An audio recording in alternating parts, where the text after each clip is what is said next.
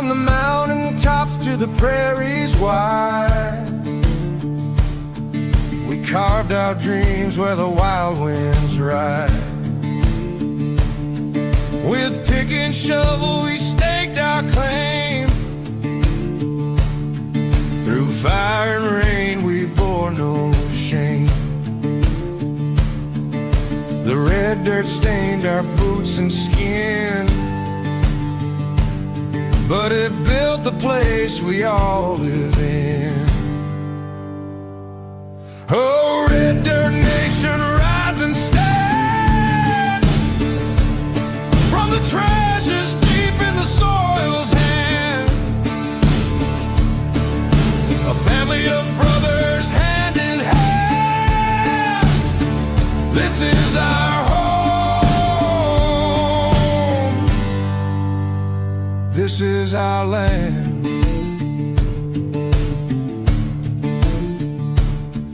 The river sang as we toiled away. Their whispers kept the fears at bay. Fields of gold from the seeds we sowed, a testament to the lives we hold. Though the wind may howl, the earth may quake, but roots run deep with every stake. The blood, the sweat, the laughter too. This red dirt binds me and you. Oh, red dirt nation, rise and stand. From the treasures deep in the soil's hand, a family of brothers hand in hand. This is our home. This is our land.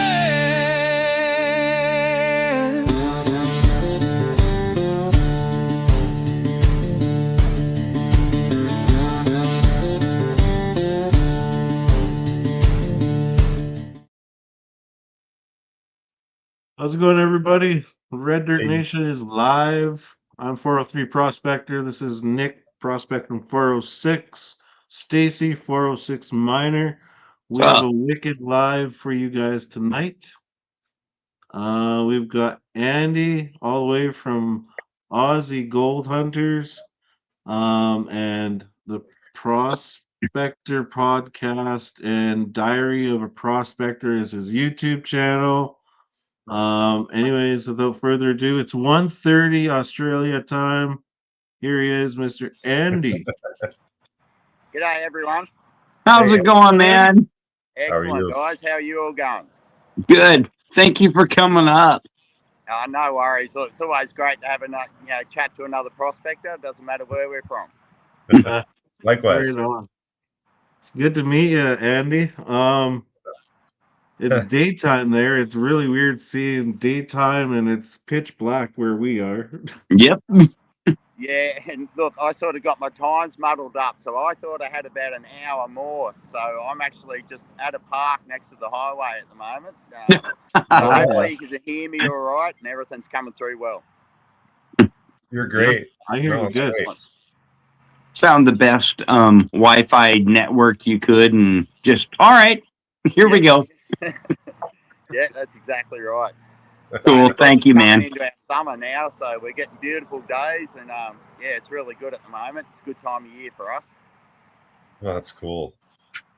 I did. I love your shirt. It's kind of like a little tribute to fellas. Aussie there. Nope. Yeah, I love it. There you go. Missing Aussie, missing him a lot.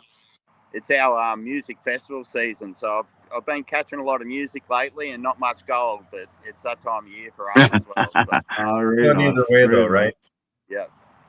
All about I did people. want to say, I want to pay my respects to all the Aussies right now, and to the mass shooting that happened over the weekend, and just kind of have like a little moment of silence for everyone that who's injured or who passed away. down on Bondi Beach during that horrific last shooting. It was something nobody should go through this time of year. That's especially during a celebration of their Yeah. faith, right? So, yeah, our Yeah. condolences to everybody and thoughts and prayers to everybody in Australia there. Thanks, Yes. guys. Mhm. It's not something we deal with very often. This is a really unusual thing to happen in Australia. So it'll change our lives, and obviously just the sadness of it all. Families celebrating. It'll shake our country to the core, because this doesn't happen in Australia. Yeah, So yeah. yeah, Well, I Yeah. can tell you right now, we're feeling it across the pond over here, especially Thanks, in fellas. Canada, because we have we're all part of the Commonwealth, right? So we're definitely feeling it over here too. So yeah. Cheers, everyone. Yeah. But anyways, let's talk gold. That's why we're here. Yes. The shiny stuff. Find out Andy, anything first, you want to know about Aussie gold. Good time to yeah, go for it. everyone we talk to, their bucket list, we always ask, where's your bucket list? You want to go to look for gold? The first one's always Australia. Yes. Mhm. We're just blessed with really nuggety gold. We just get, as far as like detector operators go, or even running a pan or a sluice, it's just a great place. There's, ounce nuggets are such a rare thing in nature, and we find a lot of them all the time. Barely a year goes by I don't get at least a few nuggets over an ounce. So, it's just an amazing feeling finding that nuggety, chunky gold. Now, the Palmer River is quite interesting because, at one point in history, Cape York, up where Palmer River is in California, were side by side. Before they split, and you guys went running off up to the north up there. So, it's very similar gold. And of course, we know how rich California was as well. And that's what Cape York's like, very similar sort of gold fields. Okay. Oh yeah. Well, that's neat. Yeah, those reefs are interesting. Like, it looks completely different than when you're hard rock, and you call them reefs. We just call them quartz veins. Like, it looks different because it looks like it's so weathered out that it's just right on the surface. Yeah, well, that's right. We get a lot of alluvial gold for sure. And even a lot of our eluvial gold, the stuff on the side of hills, it's just ancient rivers anyway. So it's really all alluvial gold. And there's actually very few hard rock mines on Cape York. Well, there is a lot, but there was very few successful ones. So you'll come across plenty of test holes or ones that went down 20, 40 yards down into the ground, but they weren't successful mines. But as far as alluvial gold goes, gold in creeks and rivers, it was thick. Like the old timers in the books from the gold rush days on Cape York, especially from the Palmer River, describe the gold coming out of the ground like treacle comes out of a honey pot. It was like inches deep of nothing but pure gold. It's pretty amazing as far the river of Wow. gold. There's actually a book about it by a guy called Hector Holthouse, and it's called The River of Gold. And if you want to read a really good bit of history, that book will keep you occupied for a few days. River of Gold, hey? Yeah, I was just looking for my by pen. Hector Holthouse. Yep. Okay. We always ask everybody, where's your bucket list to go gold mining? Where is your bucket list to go gold mining? Alaska. So, Alaska. Okay. just because it'd be, I like a challenge, and I figure it's going to be cold, but not cold enough to kill you fellas, so probably won't kill me either. But Layers. like, of all the shows that I like to watch, it was Ice Cold Gold, like the ones where you're, going in under ice searching for gold. That's so alien to us. That's the one that intrigued me. So I know you watch us running around in the outback or in a desert or whatever and think that looks pretty cool. Well, on the opposite end of the scale, I think, going dredging for gold like that would just be amazing. Oh, wow. So Alaska's your bucket list. Yeah, absolutely.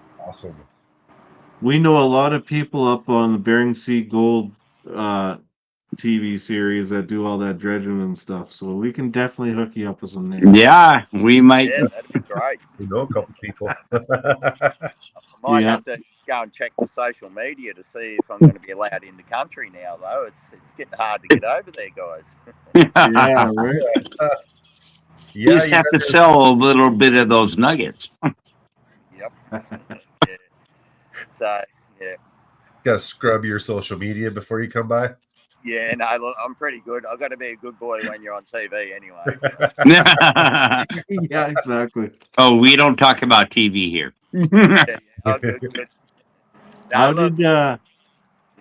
how did you first get into gold prospecting, and what initially got you hooked? Well, a bit of a long story for me. I was actually a surfy boy growing up on the coast, usual Australian story, and I injured myself surfing, did a pretty bad back injury, and that was when I was about 25, and walking was part of the healing process, and I got bored with just walking, so I thought I'd go out to a spot a couple hours away where you get a lot of crystals, a lot of topaz and quartz crystals, and go walking there and pick up any shiny things I saw, and I did actually find some good topaz and some good quartz. And I started getting into it instead of surfing all the time. Now I was out chasing crystals and gems. And Oh, then nice. met a bloke who knew how to gold pan. He taught me how to pan gold. And yeah, the rest is history, eh? No, Sweet. found that one piece. Yep, one. That's right, mate. Panned a couple of bits of gold, and then just away I went. It was just yeah.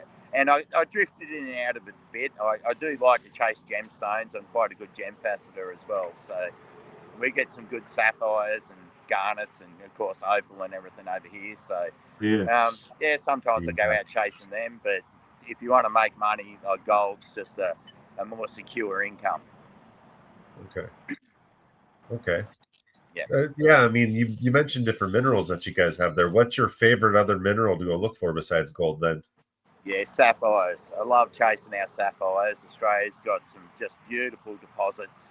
And I actually got stuck on the whole ruby thing as well, because ruby's just a red or a pink sapphire at the end of the day.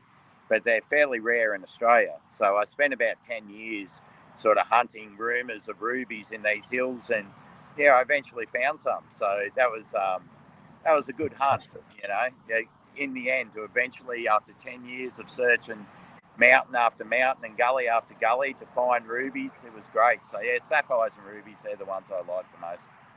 Cool. Yeah, me too. There's lots of sapphire mines over here where we're at too. Yeah, I Yeah. have seen some beautiful sapphires come from your guys next to the wood in Montana. Is that right? Yep, Yep, Montana, we're in Montana. That would, yeah. just down the road from where we're at. Yeah, what Yeah, is it? An hour away? Yep. that's pretty good, pretty close, really. So Yeah. that's always handy. Ours always seems to be an 8-hour drive or a 3-day, massive road trip to get somewhere. Oh, yeah, Oh, good no. God. No thanks.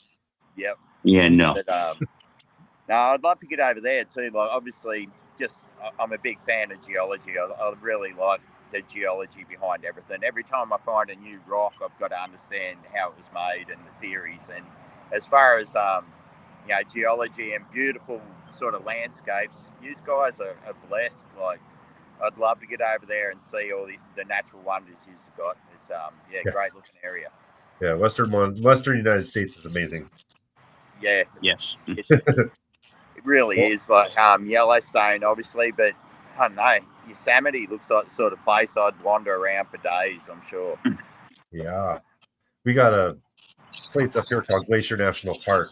It's right next to Canada. They got a sister park called Banff just north of it. Amazing glaciers and awesome mountain roads. It's beautiful. It's beautiful country. It's stunning. Yeah. Yeah. We're lucky to live in this part of the world. I'll tell you that. Yeah. For now. Yeah, you are, and Aussies feel the same most of the time. Obviously, we get some extreme weather, and you guys get that too. But that sort of comes and goes. But overall, pretty lucky. We all feel pretty lucky to live here. Yeah, we might be the descendants of convicts, but we're better nowadays. Yeah, right. What point did prospecting go from a hobby to a serious pursuit for you? Well, I guess my kids grew up and left home, so and I was sort of single and co-parenting as well. But then when the kids all eventually left home, I sort of went, well, do I keep doing my job because I'm a qualified, plasterer, gyprock plasterer and a cement renderer, so I had a fairly good trade behind me. And I thought, well, do I keep doing that or do I go and have a crack at doing the thing I love? And then it just sort of snowballed from there. Within 12 months, I got onto Aussie Gold Hunters. But then when it really took off is when I got onto Palmerville Station up on Cape York there about 6 years ago. That changed everything for me because all of a sudden I went from scraping by to, holy shit, I'm making a living out of this. This is actually working. And that just changed everything. It really, it snowballed and now I wouldn't do anything else. That Palmer region is really rich in gold, hey? Like, is there a lot of history up there with old timers and stuff? Yeah, there is. At one point in time, the Palmer River had the biggest population of Chinese outside of China. So we had about 20,000 Chinese diggers on the Palmer River. And then all the Europeans, and we even had guys that come across from California and all the ones we had in our southern gold fields. So and that was in about 1873. So and then by about 76, the rush had pretty well died away. But for that 73, 74, this place was, the Palmer River had about up to about 35,000 people there. And so remote and such a treacherous part of the world that there was a lot of amazing stories. But let me tell you, there's a lot of grave sites around the place. It was a deadly history, a really good history when you read it, like a lot of gold fields, just like, the Yukon rush and stuff, how people got caught out by what they didn't know, which was the weather usually. So the weather, exactly. Yeah. So is the weather the biggest problem in Australia? Well, the Palmer River's, as far as Queensland goes, was a super rich gold field, but that Golden Triangle down in Victoria, pound for pound, was, as far as I understand, the richest dirt on earth. So you could get a lease down there back in the gold rush that was 9 foot by 9 foot, and a bloke could make his fortune out of that 9 foot. So that was pound for pound. They were hitting the pay layer, and the gold was a foot thick, just nothing but gold. They didn't call it a nugget unless it was over 20 ounces. It was just gold unless it was over 20 ounces. So we're pretty blessed. And our gold rushes came late. Australia being discovered late. They weren't pillaged, not like Europe or even South America or Africa, or so just such untouched, rich wilderness that gold still comes out to this day. That kilo nuggets are pretty common still in Australia. So are you finding that there's a new era of a gold rush coming? There is always new ground coming. Look, the old timers needed really, really rich ground to survive. They could survive on about 2 ounces a day, but they had to find more like 4 or 5 ounces a day to really be surviving. So they walked away from a lot of ground that we walk into now, and we just think this is amazing. Like we'll get 20 or 30 ounces out of one little area with the detectors that the old timers just walked away from. So that leaves scope for a lot of new areas to open up and new ground to be found. There is still huge parts of Australia that have never seen any sort of decent prospecting in the last 50 years. So. Really? Okay. Yep. Wow. When you're going out there looking for places to prospect with your detector, then what do you do how do you pick it? Researching, your intuition? Yeah, so a lot of both. Obviously, after 25 years, you get pretty good at reading the ground. But research is a huge part of what I do because we have got such a vast wilderness. You do want to pinpoint areas and make a game plan as well. So I use geology a lot. We have recently got LiDAR hill shading come out in Australia as well. So that LiDAR shading has been invaluable for finding old mines, old diggings in really thick bush that no one ever knew existed. So we're using that a lot at the moment. And of course, history will lead you to gold a lot of the time too. But then once you get out on the ground, you're looking for all the signs that I guess every prospector in the world wants to see. You're looking for ironstone and quartz for a start. They're always going to be a good sign. And because we've got detectors, so we're looking for shallow ground, gold-bearing ground that our detectors can actually punch down to where the gold is. So we're looking for clay beds or bedrock, shallow creeks, or bony ground, as we call it, ground that's really rocky, doesn't really have much soil or loam or anything on it. And that way your detector's going to hear the gold. So that's some of the main things we use. But my biggest thing I find in the bush, or my biggest guide, is vegetation. Australia is such an old country, and we've got our specific types of vegetation that grow in certain ground types. And there's a lot of old trees and bushes here that really like iron-rich ground. And of course, gold and iron come hand in hand. So I chase vegetation a lot. That's one of my greatest things in the bush. I can look at a hill that's a kilometre away and know what the ground's like just by the type of trees that's growing on the hill. So I'm sure that's something that's used worldwide too, not just for us. Yeah, I saw your video about that actually. Yeah. Kind of interesting. Because in Montana, we just have pine trees, and they're everywhere, so there's no real distinction with the. Rough. Yeah, and it is true. Like just because you find iron and quartz, as we all know, doesn't mean you're going to find gold. The only true indicator for gold is gold at the end of the day. So, Right. but it's a great spot to start a search, and then you can work out. And as always, we head to the waterways first, see where gravity's, what gravity's brought in from the hills, and then work up from there, just like the old timers did. Yeah. Carl Madley, one of our co-hosts, is asking: is there public grounds, or do you have to own a claim to be able to look for gold? Yeah, so in Australia we have the GPAs, which are general permission areas.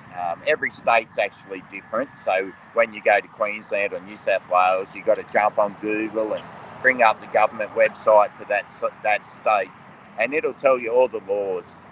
You've got to buy like a prospector license or a fossicking license in each state. They're usually like $50 for a year, so they're not super expensive. But then every state's got its massive open areas, general permission areas. That might be 20 or 30 square kilometres. Some places have got dozens of those areas. There's plenty of private property that opens up to prospectors as well. And some states it's almost open slather. You can just, if it's public ground, you can go for it. So, but every state's different, but there is a vast amount of ground that's open to public from all over the world. Just got to get the couple of little bits of paperwork, and make sure you're going to the right areas. Obviously, you don't want to go into private property or someone's working lease, because then you will be liable. So, but it's really easy. It's a real tourism thing in Australia for us. So we make it easy for people to understand and find this ground, and and hopefully find a bit of gold too. No, that's cool. That's awesome. Davis Prospecting from North Carolina is asking: how does staking a claim work in Australia? Right, so it's once again different for every state. In Queensland, staking a claim's about a 5-year exercise that'll drive you crazy with all the government legislation. In Western Australia, it's about a 2-week exercise that'll take you about as long as it takes to drink a beer, and you'll be on the ground in no time. So that varies from state to state, unfortunately, and Queensland's probably got the worst of it, and WA's the easiest place to get open ground, new ground for yourself. Okay. Yep. Have you ever staked a claim? No, I actually have never staked a claim. Now, a lot of my mates have, and there's a few reasons I don't. One, I'm an explorer. I want to find new deposits. I want to search ground that the old timers never searched, that people don't look in for gold and find new deposits. So that's what gets me out of bed in the morning. So, and I'm horrible at mechanics. I hate even changing brake pads or oil, let alone working on big machinery. And I'd be like a caged animal. So no, it's not for me. I'll help plenty of mates drop ground. I've given plenty of people good ground to take up, and so that gives me a lot of great leases to stay on and go and watch them work and do a bit of exploration with them. But at the end of the day, I just want to explore. So no leases for me. Oh, that's awesome. Yep. Yeah, Well, at that's least you got great. grounds you can go work by helping them out. Gives you Yeah. something to do. Hey, I'm kind of a mechanic. You just bring me over there and Yeah. I'll fix your stuff. And That'd be great, because honestly, I've probably spent 50 hours driving my excavators and that sort of thing, and while I'm capable, it's just not for me. I was that kid at school that you couldn't keep quiet until you had to throw them outside, it's but it's always good to see, like, because I've found ground and you wonder, like, what's down deep, what is down at 10 yards down at bedrock. And so when mates buy a lease, it's always really great to watch them do what they do and get their gold out, and they usually take pretty good care of me too, of course, if I put them on the ground. That's But awesome. it's scratch each other's back sort of set up for me. So. Okay. What are some misconceptions people have often about gold prospecting? Sorry, I missed that one. Go again. What are some misconceptions people have often about gold prospecting? Well, especially with a detector, if you've been watching shows like Aussie Gold Hunters and that, we make it look pretty easy, and there's a good reason for that. It's my job, and it's what I'm supposed to do. It's like any professional, we make our jobs look easy. Yeah. But for the average Joe, you're going to go out into a new gold field and you're not even going to know the roads. You don't even know how to drive around the place yet. So don't go out there thinking you're going to jump out of the car and walk onto a massive patch of gold. It does happen, mind you, but beginner's luck isn't that common. It's, I guess, at the end of the day, it's just a lot tougher than what people think it's going to be. The reality of the weather, of how hard the ground is to dig, of how much junk you dig out. Like, you're always digging out shotgun pellets and bits of rusty tin and boot tacks, and so a realistic expectation, I guess, is the best way to put it. Don't go out there thinking you're going to get rich. Go out there pretty well expecting that this is a tough learning curve, and it might take you a month or two before you track down your first bit of gold. That answers my next question I was going to ask you. Andy, what does a successful day of prospecting look like for you beyond just finding gold? Yeah, so I've got sort of two different seasons I work on the Palmer. One which is the dead of winter, and so the day's really nice. It gets down to, I'm going to talk in Celsius here, so you guys might have to change over if you can, but I go from about 10 degrees Celsius up to about 32. So, which is really fair weather. Like, it's beautiful weather. So it's just great. Winter's just perfect on Palmer River. So those 3 months, I started about 7 or 8 o'clock in the morning and prospect about 4 or 5 o'clock in the afternoon. But then during the build up, which is just so hot, it is brutally hot. I'll wake up before dark, and then I'll get ready so that I drive out into the bush, and often I'll wait for the sun to crack before I can start work, just trying to beat the heat. Yeah. And then you'll work to about 10 o'clock, which, so I've done about 5 hours work. By then you've been through about 3 or 4 litres of water, and you've got to head for home. It's just so hot. So it really shortens down the days, but at the same time, it's really good prospecting because it's so dry. Everything is so dry. The detector's running smooth. The ground's all super dry. It's pretty easy to dig. And I actually find the most gold in those hot periods. So, the average day for me prospecting is getting up really early, getting some food in, and prospecting as hard as you can until it gets so hot you've got to come home. And then, just try and find a cool spot, chill out for the heat of the day, and maybe get out for a couple of hours again in the afternoon, especially if you're on gold, like you want to get back out. But most days on the Palmer, I'll find gold too, just a bit, at least, 2 or 3 little nuggets that'll add up to half a gram or something. And in this day and age, you don't need much gold to survive, as it turns out. So, Especially with the price of gold the way it is, hey? Yeah. Holy. Yep. What's gold right now in Australia? so I think it's about 6,500 an ounce.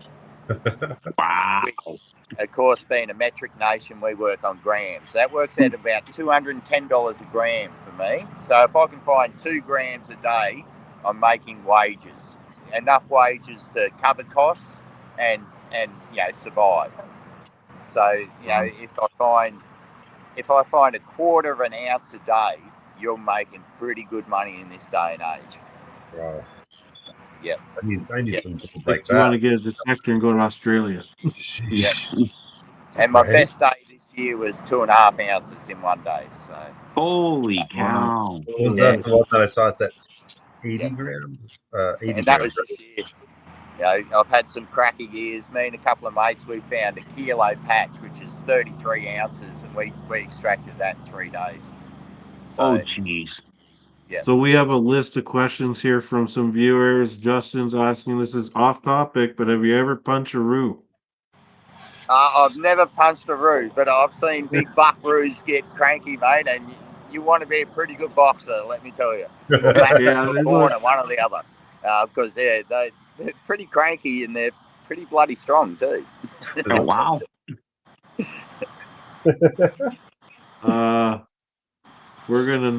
Unfortunately, we're not gonna talk about the show too much tonight. But we can, you can message Andy privately on, Yeah, sure. if you'd like. James is asking, what was your biggest nugget? Was your biggest nugget your most favorite, or was this your first nugget your favorite? Well, yeah, actually, there's my biggest nugget just under 6 ounces, so pretty hefty bit. God. And it came when we found that 33 ounce patch, so that was the big boy. There was a 2.5 ouncer in there. The first 10 nuggets I took out of that patch were all over half an ounce, so we get sort of pretty used to getting big nuggets. But my Wow. favourite nugget is actually the one that I wear on. I've normally got a pendant, but the leather snapped at the moment. So, and it's an 18.9 gram nugget, and it was the first nugget I found on that 33 ounce patch, and it's Holy just what it cow. represents. That the run, those 3 days, like the blisters, our hands were all just bleeding in the end because we couldn't stop digging. You couldn't stop digging. It was proper gold fever. Like we were just in a rush for 3 days. So that one nugget will always stay with me. It's it means a lot, that one. Oh, my gosh. Changed my life. You need help? We'll move. Yeah, I get a lot of offers for help. I bet you do. Yeah. I bet you do. Yeah, I bet. Yeah. Cuevas Prospecting is asking, do you have any kind of help or program to help the new generation get into metal detecting?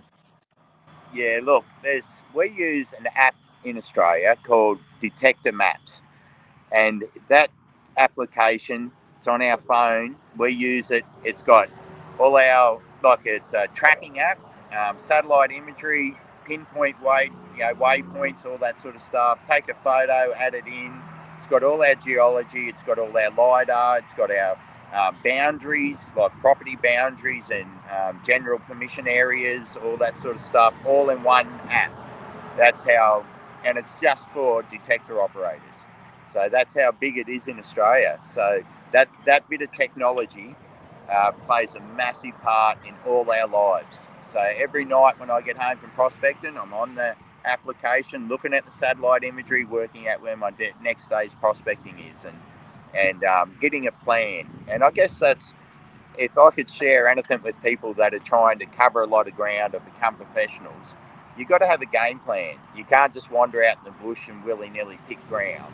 You've got to be systematic and like any profession, you go in knowing what you've got to achieve that day and knowing what you want to achieve by the end of the week and by the end of the year. So have a professional mindset. Do you do chaining when you're metal detecting? Look, I actually don't. The Queensland government really makes you jump through so many hoops that it's just financially would put me in a hole if I started training people. So I just actually don't do it, and that's part of the reason a lot of my YouTube, or especially my Facebook, is tutorial videos. So I'm not giving away all the really nitty gritty secrets, but I give away a lot of the basics and medium sort of information that'll get people started and get them going. So my Facebook especially has got a lot of tutorial videos. Give them that push into the beginnings of things. That's right, yeah. And where I'll touch on geology and really basic settings for detectors, even what sort of detector I think people should buy for their budget, and all those sort of details that beginners look for. Like there's a million videos out there how to pan gold and that sort of thing, but not so much on how to get started with a metal detector, because it's a big investment. I mean, my two detectors, when I add up the cost of all of them and all the extras I got on them, we're looking at about 22 or 23,000 Australian dollars. Wow. And that's just for my detectors. So it's an investment. Yeah. Does the Australian government have a claim on your gold, or is it legal for you to keep? This is from Cottonwood Trails Gold Camp in Indiana. So all our gold we find is legal for us to keep. Tasmania has laws where you're not allowed to sell any Tasmanian gold, so you're still allowed to find it and keep it, but you're not supposed to sell it, unless you've got a claim, of course, but from a hobbyist or amateur point of view. So, and then we have a tax-free threshold for selling gold too, so you can sell X amount before you're going to start getting hit with the tax office bill. Oh, cool. Yep. Good old tax office. Nope. The government's always got to get their finger in there. Got to get in there. But they also realise, like, we want gold. Our economy does well just because we're bringing gold into the economy. But it's the tourism thing. We make a lot of money from tourism in Australia, and gold prospecting is really stepping up. So when you're metal detecting, oh, sorry. Go ahead, Nick. Do you have special techniques with your detector, and do you use different types of detectors for different terrains? Yeah, that's right. So I've got two different types of detectors. I've got the MineLab GPX 6000 and the MineLab GBZ 7000. So the MineLab 6000 is my favourite machine to use for the vast majority of the time. It's really light and really sensitive and handles mineralised ground really well. So that's my favourite detector. And I often set it when I'm searching new ground. Like I said, I'm an explorer. So I spend a lot of time walking through country with no gold. So I set my detector a little bit dumbed down, if you will. So I'm not getting slowed down by things like mineralisation changes or ground noise, as we call it, or hot rocks, like really iron-rich hot rocks and that sort of thing. So I can get through the bush really quick. But then once I get onto gold, I punch it right up so it's sensitive, like really sensitive. We're getting nuggets down to 0.02 of a gram with these detectors. Oh, wow. So tiny gold. But then at the same time, you'll dig a 2 ouncer at 3 foot. Like these things they're the gun machine. There's no doubt about it.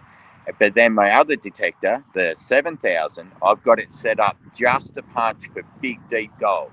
That's its job. So once I've cleaned out a patch with my first detector, the 6000, which is great for small, shallow gold and really small gold, and pretty good on big gold, then I bring in the 7000, the big boy, and make sure I haven't missed any big, deep gold. And you've only got to get 1 6-gram nugget, and it's covered for the day. So 6-gram nugget. I like. Wow. Yeah. Awesome. Biggest nugget I've ever found is like 0.10 sluicing. Yeah, there you go. And that's where I started too. The first 3 years prospecting was just panning and sluicing for me, and I learned a lot from that. I still carry a lot of the things I learned from panning into gold prospecting to this day. And one of the biggest things I learned and have proven time and time again is that fine gold and nuggety gold end up in different parts of the creek or in different areas. The amount of times I found patches full of really nice small nuggets, like hundreds and hundreds of nuggets the size of a pea or smaller, and then you go back and take 20 buckets of dirt and go and process it and don't get one single speck of gold, not one. And you think, well, how is this possible? And then you go 300 meters down the creek and dig out a heap of crevices and get heaps of fine gold but no nuggets. So I've been doing that my whole life. So it's one thing I've learned is nuggety gold and fine gold sort of play a different game once they get in the creeks. Okay. All right. We got a question from Quay that's prospecting again, and he's wondering, on your preference, what kind of detector would you recommend for entry-level beginners that are just getting into it? So I still think you want to get the Mine Lab detectors. In Australia, really, nothing else gets used. We just use Mine Labs. And you can get a few entry-level ones, or what we consider entry-level, with the SDC 2300 or the Gold Monster 2000, a fairly new one that's come out. They're both very capable machines and not going to break your balance, well, hopefully not. But then you can move up to your sort of GPX 5000. But if you can afford it, that Mine Lab GPX 6000 is just hands down the best detector for beginners. It's so light, the settings are so easy. There's really hardly any settings. It's just so great. To switch on and go, and if you're in gold bearing ground, it's not going to miss them. It'll get it. Okay. And So Travis jumped out, it looks like, but he has a I was question. just Oh, go ahead, Stacey, if you want to read it. Yeah. what's your advice on where to find nuggety gold in a creek? Rightio, so the old timers were onto this one. I'm sure anyone that's worked in any areas where they've seen old timers diggings know that they never missed an inside bend. They dug out inside bends all the time. So a lot of my really good gold, big nuggety gold, big runs, has come up out of the creek on low terraces, on where the creek used to run 100,000 years ago, or 2 million years ago, halfway up a hill.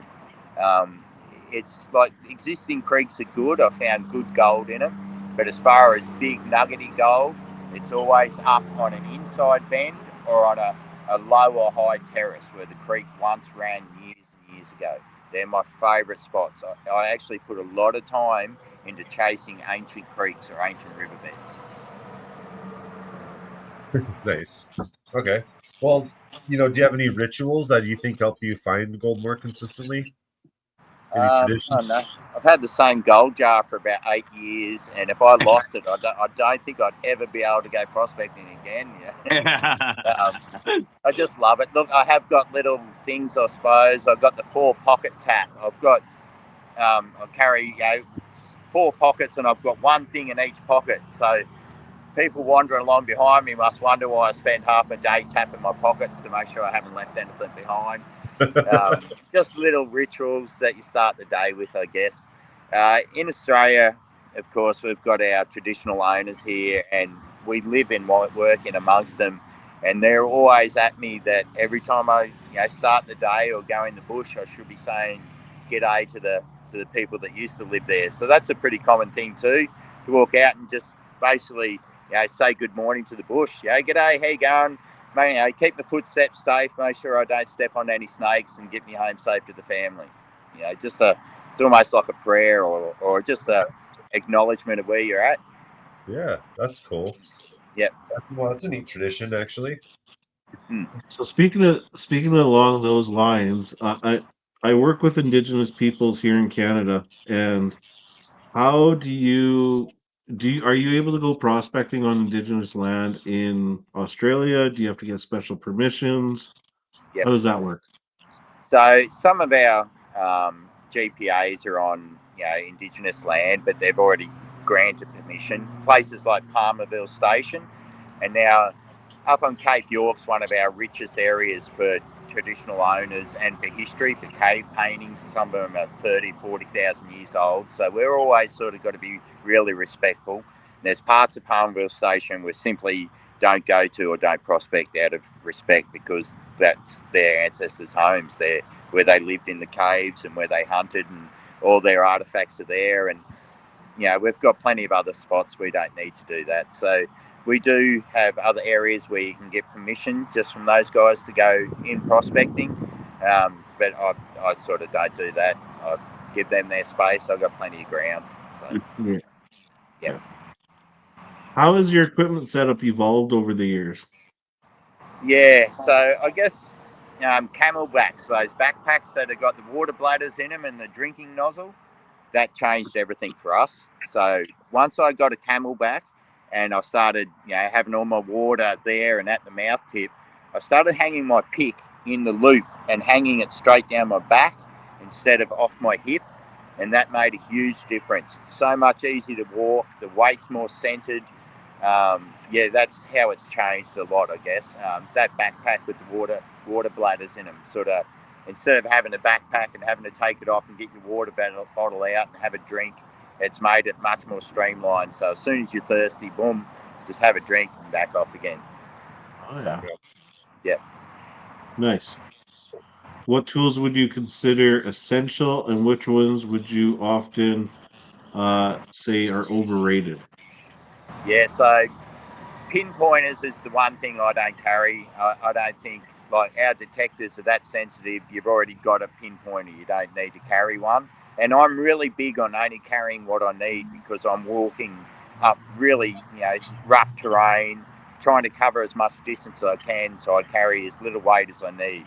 But the first thing I put in my backpack as an Aussie is a snake bite bandage. So that's the first thing that goes in. And then we often carry a Leatherman, which is one of the all tools, like a pocket knife that's got the pliers and the screwdriver and all that. So we'll carry one of them as well. Bit of running repairs on your boots or on your detector or whatever. And really, that's the only two things. A lot of guys carry EPIRBs, like an emergency beacon or a satellite phone. I carry a two-way radio myself, so I've got some sort of contact with the outside world in case I break an ankle or something like that.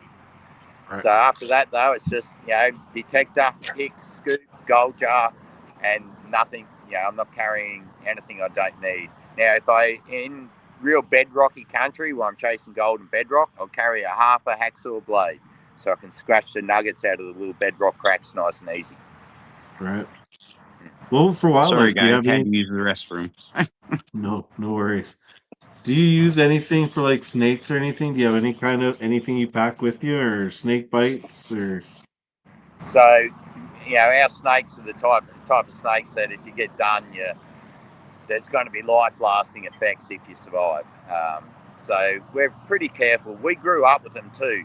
Like, I grew up, every time you left the house on our farm or we're out in the bush with the old man, as soon as you'd leave camp, he'd always be yelling out, "Watch out for Joe Blake," which of course is watch out for the snakes. So it was always drummed into you. And as a prospector, it's pretty easy because you're always looking at the ground in front of you anyway. So snakes actually don't worry me one bit. I've had a few close calls with a few pigs, but look, the most dangerous animal in the bush in Australia is probably the same as the most dangerous animal in the bush anywhere in the world, and that's humans. They're the ones you got to watch. Isn't that the truth? That's the truth right there. Yeah. Well, if someone were to ask you for one piece of wisdom, whether life or prospecting, what would you say? Have confidence in your own abilities. That's the greatest bit of life advice I ever got off one of my mates. He saw me struggling a bit sort of during my late 20s and not knowing where I was going. And he kept saying to me, like, "You're fantastic at what you do, Andy. Just believe in yourself. Believe in yourself. Go out there with confidence. Like, you don't have to strut, but you can still walk with confidence, And that did change everything. When I went into professional prospecting, when we talked about earlier, I made that step in. I backed my own abilities. I believed in myself. So that's the greatest bit of life advice I've ever got. It changed my life anyway. That's great advice, actually. Have you ever looked for opals in the outback? I have, but I'm not a huge fan of the desert. So the opal people can keep their opals. I'll swap them for gold. No. Okay. Have you ever found an opal? I love it. Yeah. Look, guys, my battery's about to go flat on my phone, so I don't know Okay. how much longer I got. No, we appreciate it. Oh yeah. That's Yeah, all we right. appreciate it. Enjoying it too. I wanted to ask you quickly about your podcast, the Prospector podcast. What kind of conversations do you enjoy having the most on your podcast, and when does it air? So I'd like to say we're really consistent with airing on our podcast, but I keep running off in the bush chasing gold, and we don't get them out religiously. But I think what I enjoy about our podcast now is we've lost the structure, and now it's just a couple of mates having a chat and getting on people, a bit like this, just prospectors having a chat, and Yeah. and that's what I like most. And people seem to enjoy that, just a nice, relaxed sort of atmosphere. And we talk about new technologies or safety things like it's our storm season in Australia. So our last sort of chat on safety was don't get caught in the bush in a big hailstorm and that sort of thing. So it's just, a bit of life advice, bit of prospecting advice, a couple of blokes having a chat. Nice. Sounds Can we like my get kind of his time. podcast put up on in chat or something? Yeah, For everybody can. So we've Australia's renowned for having really, really terrible internet, and everyone's right. We've got horrible internet, so we've been a bit slack on getting a few up lately, just because, the internet's been so slow. Every time we've tried, it just won't upload. So we are slowly getting that sorted. We've got Starlink now, so Elon Musk has sort of saved us There you and given go. us half decent internet now. So, Nice. And you also have a YouTube channel, the Modern Day Prospector. Yep. So everybody make sure. Oh, Nope. he died. So that Yep. I think he went out. yeah, that's okay. He I got his YouTube channel posted right as he was going away. No. okay. Anyways, that was Andy. We will try to get him back up. Oh yeah, When he has was a charged phone. It he was great. I could talk to Andy forever. We Good will dude. definitely get him back up again. I'm sure he'll be good to come back up. But we have a little quick commercial we'll play for you guys. We'll come back and we'll chat for another 8 minutes and we'll cut it off the hour. You guys good with that? Sounds Yep. good. Sounds great. All right. Make the wifey happy. Oh, Red Dirt Nation, rise and stand from the treasures deep in the soil's hand. A family of brothers, hand in hand. This is our home. This is our land.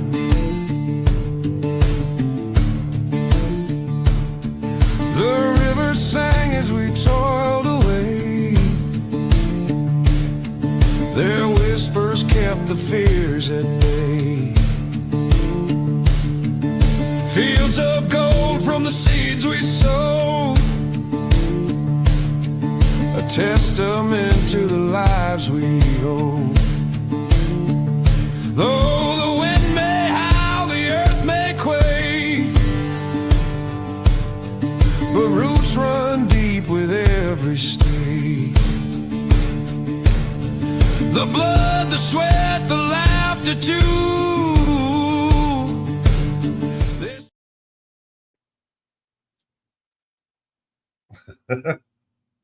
So there you go.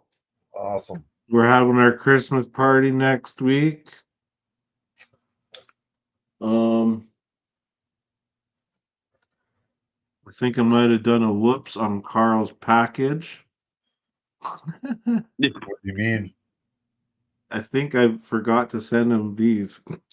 Oh, I was gonna ask you if Carl got some. Shit. He You know did. what? I can get because Nick has them, and I'll just send, or we'll send them to him. Okay, yeah, you send him yours, and Stacy will get yours down to you.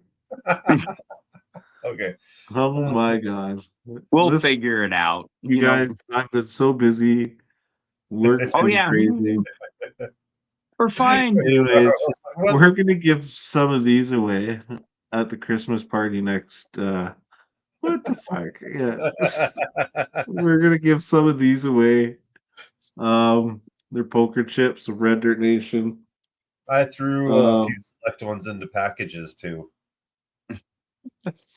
We'll know. figure it out.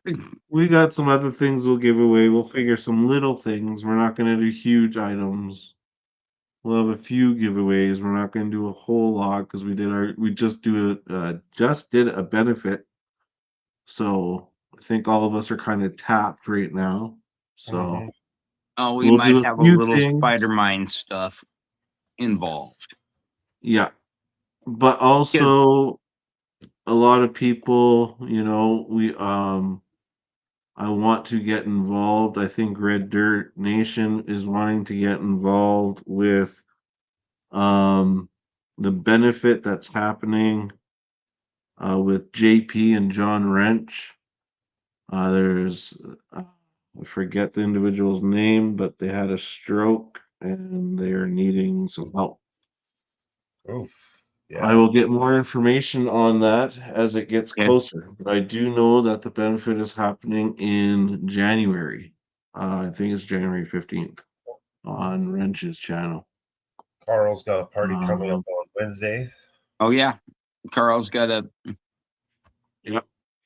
Carl's got his 500 giveaway, 500 sub giveaway party. Yeah. and he's got Uh, rings and pay dirt and other really cool goodies. Yeah, he's got some wicked stuff happening. Red Dirt Nation, we've been up for what, a week? Yeah. We like this channel, no, it's been 2 weeks. This channel's been up. 2 weeks now as of yesterday. Yeah. Yeah. 2 weeks as of yesterday. Three, yeah, No, 2 weeks. something like that. How much? 2 weeks. We started it right before the last stream. 2 weeks. 2 weeks. And- 2 weeks. and We have endured YouTube purging us over crazy amount of people, but we got them all back. We endured Google deciding to think we are spam or or bots bots. and Oh my shut God. down our Google account and thus our YouTube channel. But we appealed it, and here we are. We're back, and We do survive. we survived. And somehow we are at, in 2 weeks, 182 subscribers. Cool. Cora was telling us in chat it's 3 weeks because it's our third interview. 3 weeks. And Faro's bouncing. His tits are bouncing around. He doesn't know what he's talking about. and like, share, I'm joking, like, Carl. share, and I'm just subscribe, joking. please. Yeah. Shit. We I have did- been beaten up. Please like, share, and subscribe, and leave a comment, please. And a like and a comment will. Oh, we've endured some crazy stuff. Oh, True. look at that. Cottonwood Trails says they're going to give away a 3-day pass for Cottonwood Gold Camp anytime in 2026. Oh, Oh, what? Is this for John Wrench's channel? Is that what you guys are talking about? Because James is giving away another Rigby bag. Yes, I saw a Or- Rigby bag mentioned in there. Yeah. or Christmas party. I don't. I don't know. Can you guys clarify if that's for the Christmas party or for John Wrench? Yeah. Hang on. I want to clarify here. Because if so, I'm going to write those down. For the benefit. Okay, that's what I thought. Yeah. Christmas party, we're just going to keep it small because, yeah. Yeah, that's just supposed to be for fun before the holidays. Yeah, we're just going to do something small but yeah, because really the benefit should, like, look at this. I got this in the mail. Oh wow, that's cool. awesome. Right? That's from Dustin Hurt, Danielle Miller, Paul and Wes Richardson. That's wicked. and I am so glad I get to show that off. I'm going to show it off as much as I can, especially when Carl's here. But you can do the. Can't give it back if it's got your germs on it. No one wants cooties.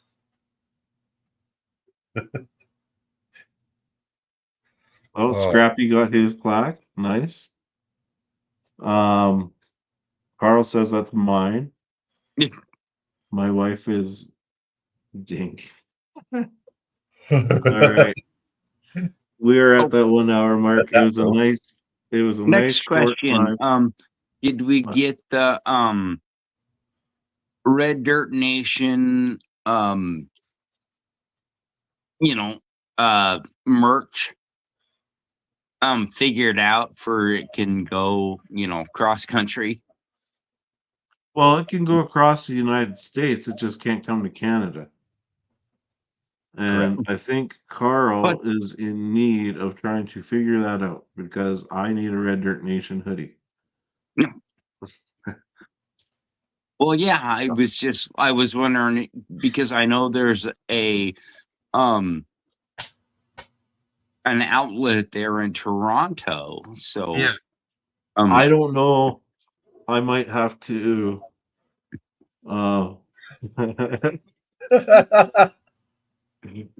me and Carl are having a love-hate relationship right now. Somebody I love to salty hate that you. you got that plaque. He's loving to hate me right now. Exactly.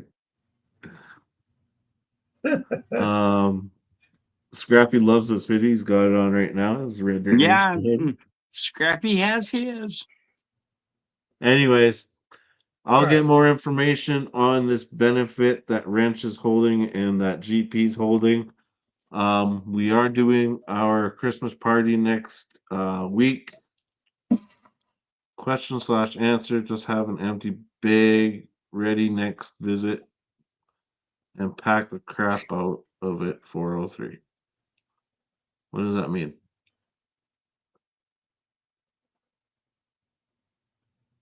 I don't know. I don't see chat. Oh, just have next visit and pack the crap out of it for it. Okay. Next visit. That's exactly what I'm going to do. Anyways, Christmas party next week. Some giveaways. Be here. We'll hope to see you because we're ringing in Christmas like a boss. Oh, yeah. Like a boss. Anyways, we also are going to have our winter 2026 guest lineup announcement next Monday. So it's huge. We've got some big names coming up January, February, and March to roll us out into spring for next mining season. So be here to see who's coming up. That's it. Oh, have a good week, everybody. And remember the winter project. DIY build. Right. I don't think we've really promoted that enough. So well no, we have not. No, we haven't. So it's $100 top. All you can. That's all you can spend. That's your budget, and make a cool gold gathering machine. I just don't know if we have enough people even interested right now, Stacy. Oh yeah, there's a lot of people who are. Nobody's in. If you're interested, email reddirtnations@gmail.com to get us a list of people who are interested in doing a DIY build off. There has to be more than just Stacy. All right. So let us know if you're interested by the end of December. Because if we don't have emails by the end of December, we ain't doing it. Right. All right. So you've got 2 weeks to let us know if you want us to hold off a build off. Something like that. Yeah, winter build off. Make a gold finding machine. Email us at reddirtnations@gmail.com. Carl put it in the chat. Thank you, Carl. I love but hate you at the same time. Anyways, we'll see you at the Christmas party. Have a good week, everybody. Heavy pans. Later, Have a guys. good one. Later, everybody. Like, share, and subscribe. Hit that